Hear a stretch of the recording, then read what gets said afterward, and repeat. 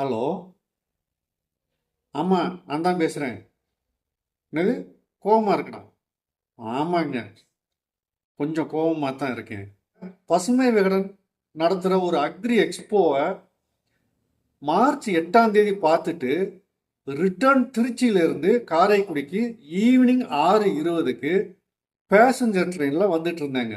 ஒரு group of college students நடந்துக்கிட்ட முறை ரொம்ப அநாகரிகமாக இருந்ததுங்க. அதை பற்றி ஒரு வீடியோ யூடியூப்பில் அப்லோட் பண்ணியிருக்கேன்.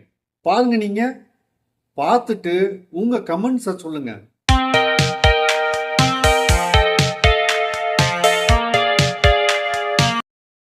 முதல்ல ஒரு 20 செகண்ட் வீடியோ கிளிப்பிங் பார்த்துருங்க.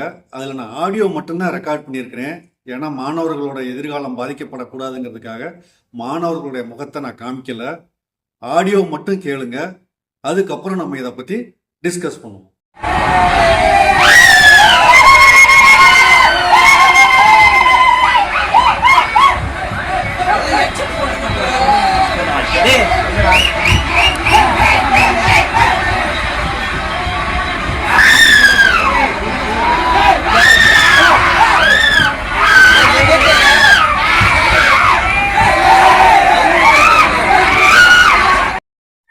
இருபது செகண்ட் இந்த வீடியோ கிளிப்பிங்கே உங்களால் கேட்க சகிச்சிருக்க முடியாது.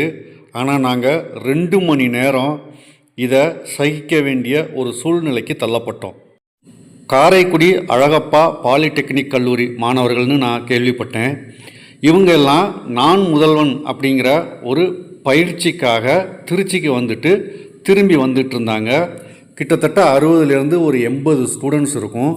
2 டீச்சிங் ஸ்டாஃப் கூட்டிகிட்டு வந்திருந்தாங்க. டீச்சிங் ஸ்டாஃப் சொல்கிற எதையுமே இவங்க மதிக்கலை. டீச்சிங் ஸ்டாஃபும் ரொம்ப யங்ஸ்டர் தான். இவங்கெல்லாம் படிச்சுட்டு எந்த துறைக்கு முதல்வனாக போனாலும் அந்த துறை நாசமாக தான் போகும். அந்த அளவுக்கு கேடுகட்ட ஜென்மங்களாக இவங்கெல்லாம் இருந்தானுங்க. இவன்களை பெற்றவங்களோ இல்லை இவங்க கூட பிறந்தவங்களோ இந்த ட்ரெயினில் இவங்களோட பயணிச்சிருந்தா இது மாதிரி கத்துவான்களா?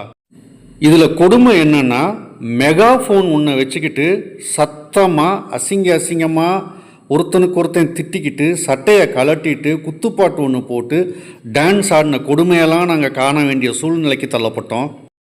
நம்மோட கர்ப்பிணி பெண்கள், வயதானவர்கள், குழந்தைகள், பெண்கள் எல்லாம் கலந்து பயணிச்சுட்டு வராங்களே, நாம் இப்படியெல்லாம் சத்தம் போடக்கூடாதுங்கிற அறிவு கொஞ்சம் கூட இந்த மாணவர்களுக்கு இல்லை.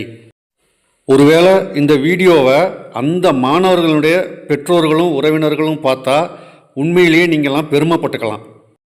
இவங்களை கூட்டிகிட்டு வந்த அந்த 2 ஆசிரியர்களும் வெட்கி தலைகுனிய வேண்டும். ஒரு ஸ்டேஜில் இதெல்லாம் எங்களால் பொறுக்க முடியாமல் நான் ரயில்வே துறையினுடைய எஸ்எம்எஸ் சேவையான 139க்கு இவர்களின் செயல்களை பற்றி கம்ப்ளைண்ட் ரெஜிஸ்டர் பண்ணியிருந்தேன். ஒரு ஆட்டோமேட்டட் பதில் வந்ததே தவிர காரைக்குடி போய் சேர்ற வரைக்கும் எந்த ஒரு ரெஸ்பான்ஸும் ரயில்வே துறையிலிருந்து இல்லை.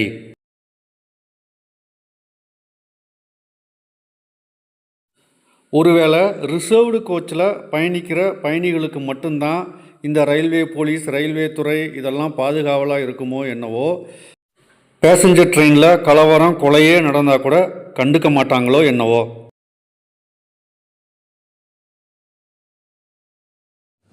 இந்த வீடியோ நான் எதுக்காக பண்ணியிருக்கேன் அப்படின்னா, அழகப்பா பாலிடெக்னிக் காலேஜில் படிக்கக்கூடிய ஸ்டூடெண்ட்ஸினுடைய பெற்றோர்கள் யாராவது பார்த்தீங்கன்னா உங்கள் குழந்தையோட லட்சணத்தை நீங்கள் தெரிஞ்சுக்கணும் அப்படிங்கிறதுக்காக மட்டும் இல்லை. இதே மாதிரி சம்பவம் இனி எதிர்காலத்திலையும் நடக்கக்கூடாது, பயணிகளுக்கு பாதுகாப்பு வேணும் அப்படிங்கிறத வலியுறுத்துறதுக்காக தான் நான் இந்த வீடியோ எடுத்திருக்கிறேன். சம்பந்தப்பட்ட ரயில்வே அஃபீஷியல்ஸ் இனியாவது கவனமாக இருந்து பேசஞ்சர் ட்ரெயினில் வரக்கூடிய பொதுமக்களுக்கும் தேவையான பாதுகாப்பையும் பாதுகாப்பான பயணத்துக்கு அஷூரன்ஸும் கொடுக்கணும்னு நான் கேட்டுக்கிறேன்.